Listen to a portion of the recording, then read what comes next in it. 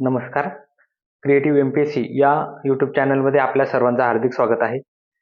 आज आपण सर्वात महत्त्वाचा व्हिडिओ म्हणजे राज्यसेवा पूर्व परीक्षा असो, कंबाईन पूर्व परीक्षा असो किंवा इतर कोणतीही सरळ सेवा परीक्षा असो, जिथं हमखास प्रश्न विचारला जातो, तो म्हणजे पुरस्कार हा घटक. चालू घडामोडीचा अभ्यास करत असताना आपल्याला दिसून येतं, की दरवर्षी जे आहे, तर ते पुरस्कारावर 1 किंवा 2 प्रश्न 100% विचारले जातात. मग ते जे पुरस्कारावर ज्या प्रकारचे प्रश्न विचारले जातात, तर त्यांचं स्वरूप काय आहे? तर पहिलं म्हणजे की जे फॅक्च्युअल प्रश्न आहे म्हणजे एखादा पुरस्काराचं नाव आणि तो पुरस्कार कोणाला मिळाला किंवा एखाद्या व्यक्तीचं नाव आणि यांना कोणता पुरस्कार मिळाला, अशा पद्धतीचे प्रश्न विचारलेले आपल्याला बहुतांश वेळा आतापर्यंत दिसून आलेले आहेत. मग आपण काय करतो, की करंट अफेअर्सचा अभ्यास करत असताना प्रत्येक जर मासिक वाचत असेल तर प्रत्येक वेळेस आपण ते वाचतो आणि जर रिव्हिजन झालं नाही, तर मग ते विसरून जाण्याची शक्यता जास्त असते. त्याच्यामुळे आपण या ठिकाणी काय केलं, की जे महत्त्वाचे पुरस्कार आहेत, की ज्यांच्यावर 100% प्रश्न विचारले जातात. म्हणजे आयोगाच्या मागच्या प्रश्नपत्रिकेचं आत्तापर्यंतचं जर एनालिसिस केलं, तर असे अनेक घटक दिसून येतात किंवा अनेक पुरस्कार दिसून येतात, की त्यावर 100% प्रश्न विचारले जातात. ते जे पुरस्कार आहेत, तर ते सध्या 2023 मध्ये कोणाला मिळालेले आहेत, याबाबत आपण सविस्तर या ठिकाणी चर्चा करणार आहोत.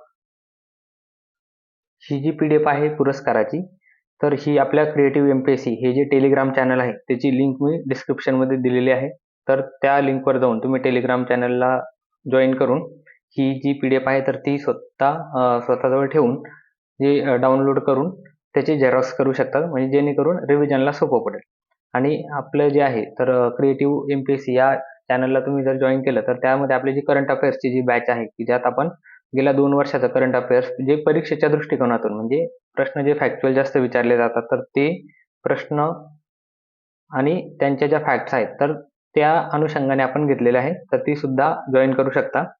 तर आता आपण बघू, की जे महत्त्वाचे पुरस्कार आहे 2023 मध्ये मिळाले, त्यातले फक्त आपल्याला इथं काय करायचं तर पाठांतर करायचं. म्हणजे इथं कोणत्याही प्रकारचं लॉजिक नाहीये. तर एखादी फॅक्ट म्हणजे कोणता पुरस्कार कोणाला मिळाला, हे संपूर्ण फॅक्च्युअल आहे. तर ते पाठ करणं आपल्याला जास्त गरजेचं आहे. मग या व्हिडिओचे जे आहे, म्हणजे या टॉपिकचे आपण 2 पार्ट केलेले आहे. म्हणजे आता पार्ट 1 मध्ये आपण काही महत्त्वाचे पुरस्कार राज्य स्तरावरचे आणि राष्ट्रीय स्तरावरचे जे महत्त्वाचे पुरस्कार आहेत, की कंबाईनला किंवा राज्यसेवेला यावर जास्तीत जास्त प्रश्न विचारले जातात. तर हे आपण सध्या घेणार आहोत. या 2 व्हिडिओमध्ये विभाजन करण्याचा उद्देश एकच, की पूर्ण ज्या गोष्टी आहेत, तर त्या पूर्ण फॅक्च्युअल आहेत. आणि या फॅक्च्युअल गोष्टी जर आपल्याला एकदाच पूर्ण लक्षात ठेवायचं म्हटलं, तर आपण तेवढं कॉन्सन्ट्रेट करू शकत नाही. तर त्यामुळे आपण 2 व्हिडिओमध्ये, की जेणेकरून जास्तीत जास्त जे आहे, तर ते इफेक्टिव्हिटी आपल्याला असावी आणि रिव्हिजनला सुद्धा सोपं पडावं यासाठी 2 व्हिडिओमध्ये त्याचं विभाजन करण्यात आलेलं आहे.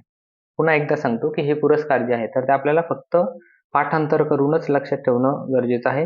त्याच्या किंवा नावावरून जर काही शॉर्ट ट्रिक्स असतील, तर त्या शॉर्ट ट्रिक्स सुद्धा बनवून त्या अनुषंगाने तुम्ही लक्षात ठेवू शकता. तर मग आता आपण या टॉपिकला सुरुवात करूया आणि हा जो व्हिडिओ आहे, तर याच्यानंतर जो आपला दुसरा व्हिडिओ अपलोड होईल, तर त्यामध्ये आपण आंतरराष्ट्रीय स्तरावरचे, त्यानंतर क्रीडा आणि चित्रपट या क्षेत्रात जर आपण पाहिलं, तर बरेचसे प्रश्न त्यावर सुद्धा विचारले जातात. तर ते जे 2 घटक आहेत, तर ते आपण पुढच्या व्हिडिओमध्ये कव्हर करणार आहोत. तर सध्या राज्यस्तर आणि राष्ट्रीय स्तरावरचे जे महत्त्वाचे पुरस्कार जे आहेत, तर ते आपण पाहूया. पुन्हा एकदा क्रिएटिव्ह एम-पी-एस-सी या यूट्यूब चॅनलमध्ये आपल्या सर्वांचं हार्दिक स्वागत आहे. आणि आपलं जे क्रिएटिव्ह एम-पी-एस-सी हे टेलिग्राम चॅनल आहे, तर त्यात तुम्ही जॉइन करा आणि या ज्या PDF आहेत, तर त्या तुम्हाला तिथे मिळतील. तर मग चला पुढे पाहूया, की सगळ्यात महत्त्वाचं आता हे राज्य स्तरावरचे महत्त्वाचे पुरस्कार. तर पहिलाच बघा, पहिला जो पुरस्कार आहे राज्य स्तरावरचा, तर तो आहे महाराष्ट्र उद्योगरत्न पुरस्कार. म्हणजे आत्ताच पहिल्यांदा याची सुरुवात करण्यात आली आहे. कोणता पुरस्कार? तर उद्योगरत्न पुरस्कार आणि हा श्री रतन टाटा जे ज्येष्ठ उद्योजक आहे टाटा कंपनीचे, तर त्या रतन टाटा यांना हा महाराष्ट्राचा उद्योगरत्न पुरस्कार जाहीर झालेला आहे. तर याच्यावर प्रश्न विचारण्याची शक्यता खूप जास्त आहे. म्हणजे यात जे प्रश्न विचारण्याची शक्यता कुठं आहे, तर हे सुद्धा मी तुम्हाला सांगेल. त्या गोष्टी ज्या आहेत, तर त्या एकदम व्यवस्थित लक्षात ठेवायच्या आहे. त्यावर जे आहेत, तर ते आपले जर प्रश्न आले, तर ते आपले चुकायला नको. तर पहिला पुरस्कार महाराष्ट्र उद्योगरत्न पुरस्कार श्री रतन टाटा. आता उद्योगासाठी भरपूर पुरस्कार दिले गेले होते, जवळपास 4 ते 5. त्यापैकी महत्त्वाचा पुरस्कार आपण या ठिकाणी पाहिला, महाराष्ट्र उद्योगरत्न पुरस्कार श्री रतन टाटा. त्यानंतर पुढचा आहे लोकमान्य टिळक राष्ट्रीय पुरस्कार. हा पंतप्रधान नरेंद्र मोदी यांना जाहीर झालेला आहे. तर पंतप्रधान नरेंद्र मोदी यांना कोणता पुरस्कार जाहीर झाला? तर लोकमान्य टिळक राष्ट्रीय पुरस्कार, हे दुसरं लक्षात ठेवा. त्यानंतर पुढचा आहे नरेंद्र मोदी. या पुरस्कारासंदर्भात आपल्याला एक वाक्य लक्षात ठेवायचं की ते म्हणजे त्यांनी या पुरस्काराची जी रक्कम आहे तर ती नमामि गंगे हे नाव लक्षात ठेवायचं. म्हणजे पुढचा प्रश्न इथे विचारला जाऊ शकतो की कोणत्या प्रकल्पाला देण्याची घोषणा केली, तर नमामि गंगे हा जो गंगा नदीच्या पुनरुज्जीवनासाठी जो प्रोग्राम आहे तर या प्रकल्पाला त्यांनी देण्याची घोषणा केली आणि ते 1,00,000 एवढी त्या पुरस्काराची रक्कम आहे. तर हे त्या प्रकल्पाला देण्याची घोषणा केल्यामुळं ती रक्कम सुद्धा आपल्याला विचारली जाऊ शकते. तर नरेंद्र मोदी आणि नमामि गंगे हे लक्षात ठेवायचं. पुढचा आहे राजर्षी शाहू पुरस्कार. हा डॉक्टर अभय बंग आणि डॉक्टर राणी बंग यांची सर्च ही संस्था आहे, ही सुद्धा लक्षात ठेवा. सर्च ही संस्था आहे, त्या संस्थेच्या माध्यमातून ते सामाजिक सेवा करतात. तर राजर्षी शाहू पुरस्कार कोणाला मिळाला, डॉक्टर अभय बंग आणि डॉक्टर राणी बंग. त्यानंतर आता महाराष्ट्र भूषण पुरस्कार. महाराष्ट्र भूषण पुरस्कार आता आपल्याला नुकताच म्हणजे जानेवारीत जर पाहिलं आपण गेल्या 8-10 दिवसापूर्वी, तर नुकताच सुद्धा 2023चा जाहीर झालेला आहे.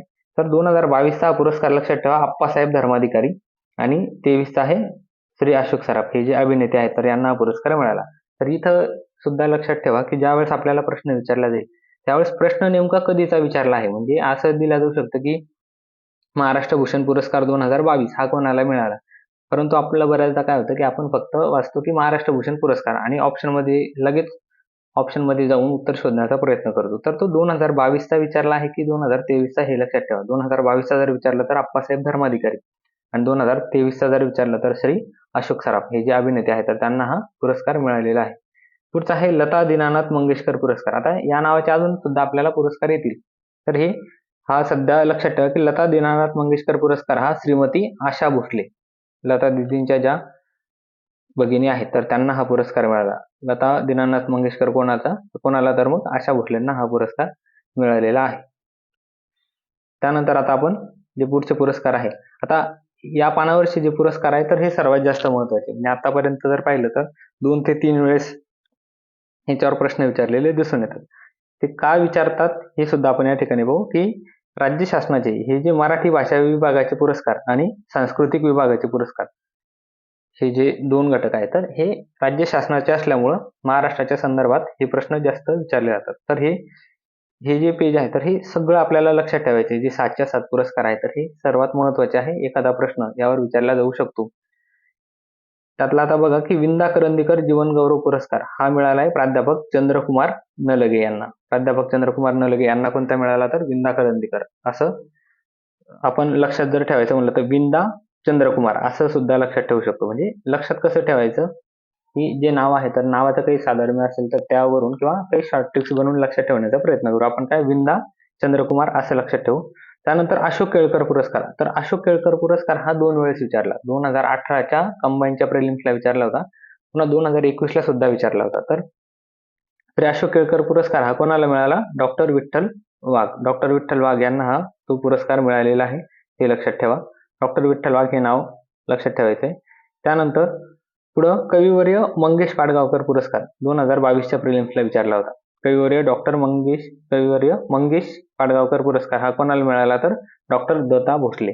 डॉक्टर दत्ता भोसले हे नाव लक्षात ठेवायचं आहे. यांना हा कविवर्य मंगेश पाडगावकर पुरस्कार मिळाला. वारंवार मी जास्त रिपिटेशन करण्याचं हेच कारण की व्हिडिओ पाहत असताना सुद्धा बऱ्यापैकी ज्या गोष्टी आहेत तर त्या तुमच्या लक्षात असले पाहिजे. तर हे लक्षात ठेवायचं जर म्हणलं आपण तर मग मंगेश भोसले असं सुद्धा लक्षात ठेवू शकतो. अशोक केळकर पुरस्कार केळकर वाघ असं लक्षात ठेवू शकतो. मंगेश भोसले असं लक्षात ठेवू. म्हणजे काय की आपण जे तर ते असं होणार नाही की भोसले आडनावाचे 2 ऑप्शन्स देतील आणि त्यापैकी आपल्याला दत्ता भोसले आहे किंवा दुसरे आहेत असं निवडावं लागेल, तर असं अजिबात होणार नाही. त्याच्यामुळे आपल्याला काय करायचंय, तर नाव आणि आडनाव असं जर आपण लक्षात ठेवलं तर ते आपलं रिव्हिजनला सुद्धा सोपं पडेल आणि लक्षात सुद्धा दीर्घकाळ राहील. तर हे 3 पुरस्कार मराठी भाषा विभागाचे आहे, तर ते आपल्याला लक्षात ठेवायचे महत्वाचे पुरस्कार आहेत. पुढचं ही गानसम्राज्ञी लता मंगेशकर पुरस्कार. गानसम्राज्ञी, आता हे सांस्कृतिक विभागाचे पुरस्कार पाहतो आपण. तर गानसम्राज्ञी लता मंगेशकर पुरस्कार हा मिळालाय सुरेश वाडकर, हे जे गायक आहेत तर यांना हा 2023चा पुरस्कार मिळाला. आता आपण लता दीनानाथ मंगेशकर पुरस्कार पाहिला, म्हणजे मी तुम्हाला त्यावेळेस सांगितलं की या नावाचे अजून सुद्धा पुरस्कार येतील.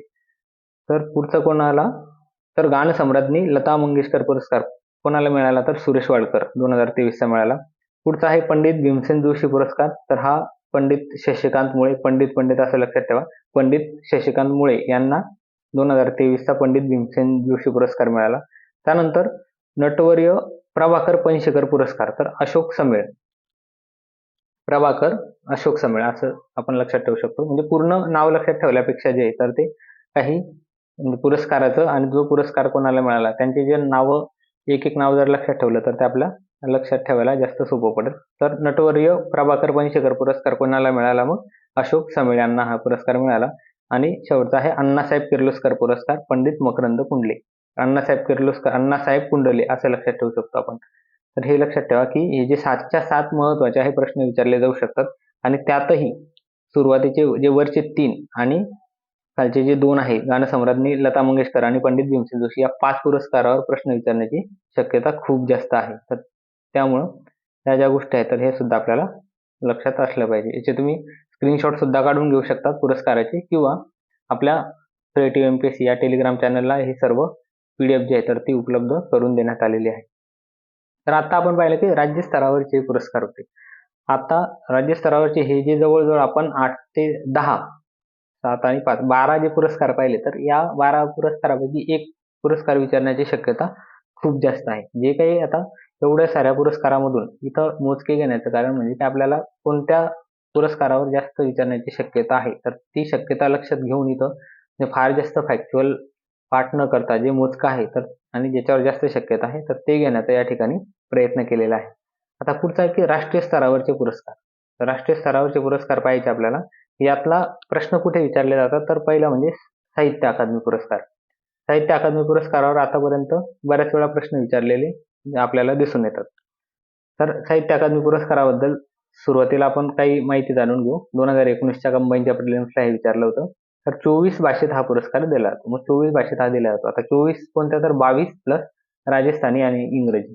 तर राजस्थानी आणि इंग्रजी 22 काय, तर हे जे आपल्या भारतीय राज्यघटनेच्या ज्या 8व्या परिशिष्टात ज्या 22 भाषा दिलेल्या आहेत, किती दिलेल्या आहेत त्या 22, त्यामध्ये हे राजस्थानी आणि त्यानंतर मग इंग्लिश, हे ज्या 2 भाषा ऍड करायच्या, या 24 भाषेत हा पुरस्कार दिला जातो. याच्यावरून सुद्धा वाक्य चुकवलेलं आहे आयोगाने.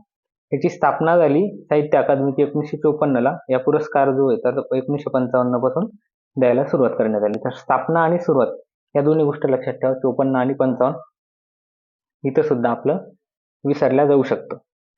त्यानंतर आता साहित्य अकादमी आपण पाहिलं की 24 भाषेत हा पुरस्कार दिला जातो. मग त्यामध्ये मराठी भाषेतील जे विजेते आहेत तर याच्यावर प्रश्न विचारला जातो. बऱ्याचदा जे आहे तर याच्यावर आतापर्यंत प्रश्न विचारलेले दिसून येतात.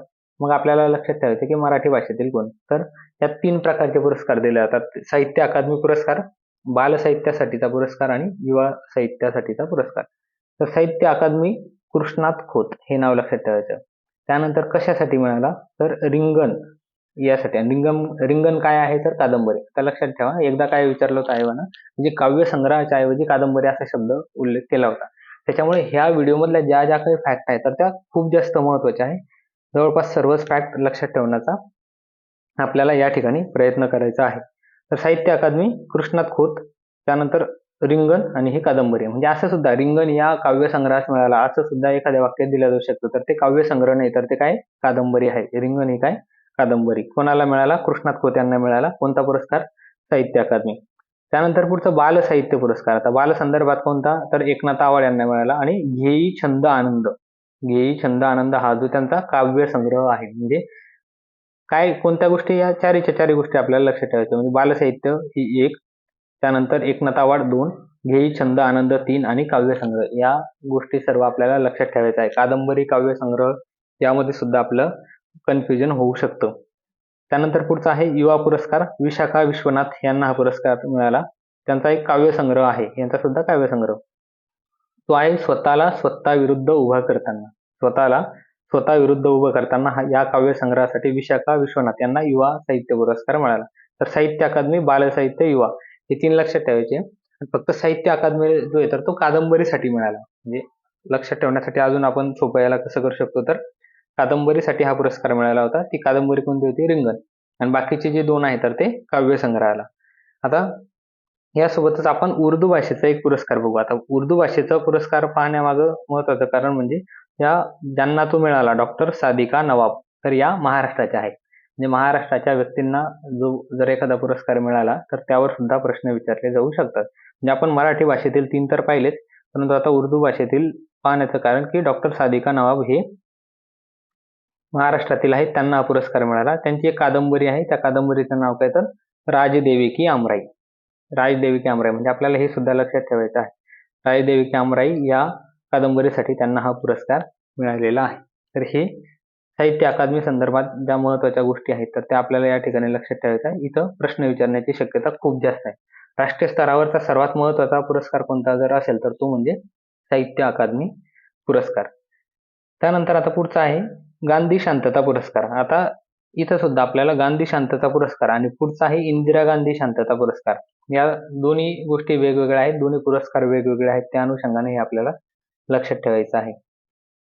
गांधी शांतता पुरस्कार कोणाला मिळाला? 2021चा दिलाय हा गीता प्रेस गोरखपूर. म्हणजे गोरखपूर या ठिकाणी जी एक प्रेस आहे त्याचं नाव आहे गीता प्रेस. तर या गीता प्रेसला हा गांधी शांतता पुरस्कार मिळाला 2021चा. म्हणजे 2021चा हा आता डिक्लेअर झाला. याची सुरुवात 1995ची आहे, हे सुद्धा लक्षात ठेवा. पुढचा आहे इंदिरा गांधी शांतता पुरस्कार. आता गांधी शांतता पुरस्कार वेगळा आणि इंदिरा गांधी शांतता पुरस्कार वेगळा. हा 2022चा पुरस्कार कोणाला मिळाला? तर इंडियन मेडिकल असोसिएशन आणि trend nurses association of India या दोन्हींना हा 2022चा पुरस्कार मिळाला. म्हणजे हे जे कोविड-19 मध्ये यांनी महत्त्वाचं कार्य केलं होतं, तर त्या कोविड-19 मधील केलेल्या भरीव कामगिरीमुळे त्यांना हा पुरस्कार मिळाला. कोणाला मिळाला? तर इंडियन मेडिकल असोसिएशन हे एक आणि दुसरं कोण? Trade nurses association of India. म्हणजे हे जे संयुक्तपणे यांना पुरस्कार मिळाला 2022चा. 2023चा डॅनियल बेरेनबोइम हे दोन्ही नाव लक्षात ठेवायचं. इथं सुद्धा संयुक्तपणे 2 व्यक्तींना विभागून हा पुरस्कार देण्यात आलेला आहे. डॅनियल बेरेनबोइम आणि अली अबू अव्वाद. अली अव्वाद पूर्ण लक्षात ठेवलं नाही तरी अली अव्वाद हे नाव लक्षात ठेवा. डॅनियल बेरेनबोइम आणि अली अबू अव्वाद यांना 2023चा इंदिरा गांधी शांतता पुरस्कार जाहीर झालेला आहे. त्यानंतर पुढचा पुरस्कार आहे सरस्वती सन्मान पुरस्कार 2022. तर हा आणि व्यास सन्मान हे यावर प्रश्न विचारले जाऊ शकतात. सरस्वती सन्मान 2022चा हा तमिळ लेखिका शिवशंकरी यांना मिळाला आहे. सूर्यवंशम या त्यांच्या संस्मरणासाठी हा पुरस्कार मिळाला. तर 2000 म्हणजे हा सरस्वती सन्मान आणि व्यास सन्मान यामध्ये एका वर्षाचा अंतर असतं. म्हणजे सरस्वती सन्मान हा 2022चा जेव्हा जाहीर होतो त्यावेळेस व्यास सन्मान 2023चा जाहीर होतो. तर शिवशंकरी यांना सूर्यवंशमसाठी हा पुरस्कार मिळाला आणि व्यास सन्मान जो आहे 2023चा तर ते पुष्पा भारती यांना यादे यादे और यादे हे लक्षात ठेवावे. काय? यादे यादे और यादे यांच्यासाठी हा व्यास सन्मान पुरस्कार मिळालेला आहे. त्यानंतर आता पुढचं आपण बघू की हे यापैकी आता ह्या ज्या पेजवर आहे तर लक्षात इंदिरा गांधी शांतता पुरस्कार, सरस्वती सन्मान आणि व्यास सन्मान हे जास्त महत्त्वाचे आहेत. त्यावर प्रश्न विचारले जाऊ शकतात. आता पुढचा आहे की नागरी पुरस्कार 2023. म्हणजे दरवर्षी जरी विचारले जात नसले तरी 1 वर्ष आड यावर बऱ्याचदा प्रश्न विचारले जातात. आणि यावेळेस जे आहे तर थोडं भारतरत्न जास्त व्यक्तींना दिला गेला त्याच्यामुळे इथे प्रश्न विचारले जाऊ शकतात. नागरी पुरस्कारामध्ये आपण 3 महत्त्वाचं पाहतो आणि म्हणजे एकूण 4 पुरस्कार भारतरत्न, त्यानंतर पद्म पुरस्कार 3 प्रकारचे पद्मविभूषण, पद्मभूषण आणि पद्मश्री अशा 3 प्रकारचे पुरस्कार आपण पाहतो. तर यातले जे काही महत्त्वाचे आहेत की ज्यावर प्रश्न विचारले जाऊ शकतात तर ते आपण या ठिकाणी पाहणार आहोत. त्यातलं जे पहिलं आहे तर ते म्हणजे भारतरत्न पुरस्कार. हा सर्वोच्च नागरी पुरस्कार समजला जातो भारतरत्न पुरस्कार. तर हा यावेळेस 5 व्यक्तींना देण्यात आलेला आहे. म्हणजे इथे सुद्धा असं एखादं वाक्य जर दिलं तर विचारलं जाऊ शकतं की किती व्यक्तींना मिळाला किंवा असं वाक्यात असं दिलं जाऊ शकतं की 4 व्यक्तींना मिळाला किंवा 3 व्यक्तींना मिळाला. तर हे चुकीचं आहे. किती व्यक्तींना मिळाला तर 5 व्यक्तींना हा पुरस्कार मिळालेला आहे. त्यानंतर म्हणजे अजून प्रश्न कुठे तयार होऊ शकतो की सरळ की कोणाकोणाला मिळाला किंवा खालीलपैकी यांना हा पुरस्कार मिळाला नाही असं एखादं वाक्य किंवा 4 ऑप्शन खाली दिलेले जाऊ शकतात. तर हे 5 नाव आपल्याला महत्त्वाचे आहेत, लक्षात ठेवायचं. पहिलं आहे कर्पूरी ठाकूर, हे माजी मुख्यमंत्री होते बिहारचे. त्यांनी ओबीसीसाठी आरक्षण दिलं होतं पहिल्यांदा. तर कर्पूरी ठाकूर. त्यानंतर चौधरी चरण सिंग हे भारताचे माजी पंतप्रधान सुद्धा होते.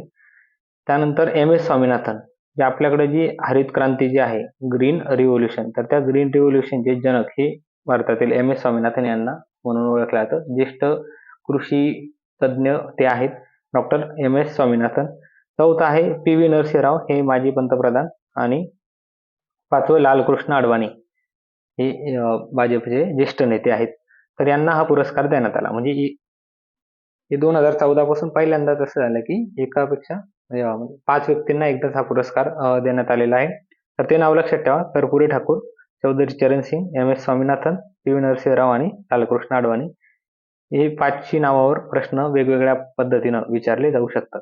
तर हे आपल्याला या ठिकाणी लक्षात ठेवायचं आहे. त्यानंतर आता पद्मविभूषण पुरस्कार.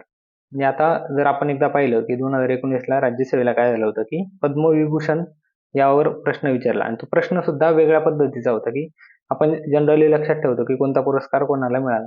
तर पद्मविभूषणवर एकदा असा प्रश्न विचारला की त्यांचं जे क्षेत्र आहे, म्हणजे कोणत्या क्षेत्रात त्यांना पुरस्कार मिळाला, यावर प्रश्न विचारला गेला होता. त्या अनुषंगाने आपण जे 6 जणांना यावेळेस पद्मविभूषण हा पुरस्कार मिळालेला आहे.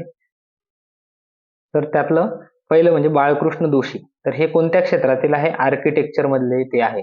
वास्तुविशारद ते आहेत. म्हणजे आर्किटेक्चर हे लक्षात ठेवा. म्हणजे आता इथं लक्षात तेच ठेवायचं आपल्याला की कोणाला कोणत्या क्षेत्रात पुरस्कार हा मिळाला, आणि ते कुठले, तर गुजरातचे. शक्यतो त्यांचं राज्य यावर प्रश्न विचारले जाणार नाहीत, जास्त डिटेलिंगसाठी ते घेतले. परंतु आपल्याला या ठिकाणी त्यांच्या क्षेत्रावर प्रश्न विचारले जाऊ शकतात, किंवा सरळ सरळ म्हणजे झाकीर हुसेन यांना कोणत्या क्षेत्रात पद्मविभूषण पुरस्कार देण्यात आला, म्हणजे कोणत्या क्षेत्रातील कामगिरीमुळे. म्हणजे हे पुरस्कार असे विशिष्ट क्षेत्रात दिले जात नाहीत, परंतु त्या कामगिरीमुळे त्यांना तो पुरस्कार जो दिला जातो, तर ते क्षेत्र विचारलं जाऊ शकतं. तर दुसरं झाकीर हुसेन, कला क्षेत्र, महाराष्ट्रातले ते आहेत. त्यानंतर SM कृष्णा, हे सार्वजनिक व्यवहार, हे कर्नाटकचे ते आहेत, सार्वजनिक व्यवहार. त्यानंतर दिलीप महालनोबिस, हे वैद्यकीय क्षेत्रात त्यांनी काम केलेलं आहे, पश्चिम बंगालमधले ते आहेत. दिलीप महालनोबिस कोणत्या क्षेत्रात, तर वैद्यकीय क्षेत्रात. 5वं आहे श्रीनिवास वर्धन, अभियांत्रिकी क्षेत्रात त्यांनी कार्य केले. श्रीनिवास वर्धन, अभियांत्रिकी क्षेत्र, अमेरिकेतील ते आहेत, तर त्यांना हा पुरस्कार मिळाला. ते मूळ इंडियन ओरिजिनचे आहेत. आणि 6वं आहे मुलायम सिंग यादव, हे सार्वजनिक व्यवहार, जे उत्तर प्रदेशचे माजी मुख्यमंत्री राहिलेले आहेत. मुलायम सिंग यादव यांना हा पुरस्कार मिळाला. तर अशा प्रकारे आपल्याला हे लक्षात ठेवायचं की पद्मविभूषण पुरस्कार कोणाला मिळाला आणि कोणत्या क्षेत्रातील त्यांच्या कामगिरीमुळे हा त्यांना पुरस्कार मिळालेला आहे.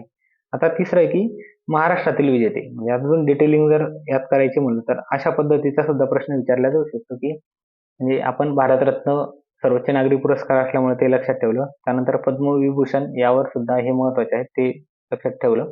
आता पद्मभूषण आणि पद्मश्री, जनरली यांची संख्या खूप जास्त असते, पद्मभूषणची, पद्मश्री. त्याच्यामुळे आपण जे यात लक्षात ठेवत असताना महाराष्ट्रातील जे विजेते आहेत, तर त्यांचं आपण लक्षात ठेवू की त्यांना कोणाला हा पद्मभूषण कोणाला मिळाला, पद्मश्री कोणाला मिळाला. तर आपण जर पाहिलं तर झाकीर हुसेन यांना पद्मविभूषण मिळाला. त्याच्यामुळे ते आपण महाराष्ट्रातील विजेतेमध्ये पद्मविभूषण रिपीट करणार नाही आहोत, कारण आपण झाकीर हुसेन पाहिलंय, त्यांना कला क्षेत्रात पद्मविभूषण मिळाला. याच्या व्यतिरिक्त पद्मभूषण आणि आता पद्मश्री पुरस्कारामध्ये आपण फार पूर्ण लक्षात ठेवणं आवश्यक नाही, तर महाराष्ट्रातील जे आहेत तर त्यांचा संदर्भाने हे आपण या ठिकाणी लक्षात ठेवू. तर पद्मभूषण पुरस्कार सुरुवातीला पाहू की कुमार मंगलम बिर्ला यांना व्यापार व उद्योग क्षेत्रात कामगिरीमुळे त्यांना पद्मभूषण पुरस्कार मिळालेला आहे. त्यानंतर दुसरं आहे दीपक दर, हे विज्ञान आणि अभियांत्रिकी क्षेत्रात त्यांचं कार्य आहे. त्यानंतर सुमन कल्याणपूरकर, कला क्षेत्रात. सुमन कल्याणपूरकर यांच्यावर सुद्धा प्रश्न विचारला जाऊ शकतो, म्हणजे इथं जास्त शक्यता आहे. तर महाराष्ट्रातील आपल्याला पद्मभूषण लक्षात ठेवायचे. सुमन कल्याणपूरकर कला क्षेत्रातील त्यांचे जे कामगिरी आहे, जे कार्य आहे, तर त्यांच्यामुळे हा त्यांना पुरस्कार मिळाला आहे. त्यानंतर पुढचा पद्मश्री पुरस्कार. आता पद्मश्री पुरस्काराची संख्या जर आपण पाहिली तर ती खूप जास्त असते. तर त्यातल्या आपण महाराष्ट्रातील पाहणार आहोत. तर पहिलं भिकू रामजी दाते समाज कार्यामध्ये यांच्या अध्यक्षतेखाली एक NT म्हणजे नोमॅडिक ट्राईब, विमुक्त जाती यांच्यासाठीचा जो आयोग आहे, तर यांच्या अध्यक्षतेखाली त्या आयोगाची स्थापना करण्यात आली होती 2015ला. तर भिकू रामजी दाते समाजकार्य हे लक्षात ठेवा. त्यानंतर पुढचं राकेश झुनझुनवाला, व्यापार आणि उद्योग यांच्या कामगिरी केल्यामुळे पद्मश्री पुरस्कार त्यांना मिळाला, राकेश झुनझुनवाला. त्यानंतर पुढचं परशुराम खुणे, कला क्षेत्रामध्ये, आणि रमेश पतंगे, साहित्य आणि शिक्षण या क्षेत्रामध्ये त्यांना हा पुरस्कार मिळालेला आहे. भिकूरामजी दाते समाजकार्य, राकेश झुनझुनवाला व्यापार आणि उद्योग, परशुराम खुणे कला, आणि रमेश पतंगे साहित्य आणि शिक्षण. यामध्ये पद्मभूषण जे आहे तर यावर प्रश्न विचारला जाऊ शकतो. पद्मभूषण आपल्याला लक्षात ठेवायचे आहेत. तर अशा प्रकारे आपण काय केलं, तर राज्यस्तर आणि जे राष्ट्रीय स्तरावरचे जे महत्त्वाचे पुरस्कार, त्यानंतर जे नागरी पुरस्कार आहे, त्याच्यावर जास्तीत जास्त प्रश्न विचारले जाऊ शकतात. ते सर्व आपण या ठिकाणी कव्हर केलेलं आहे.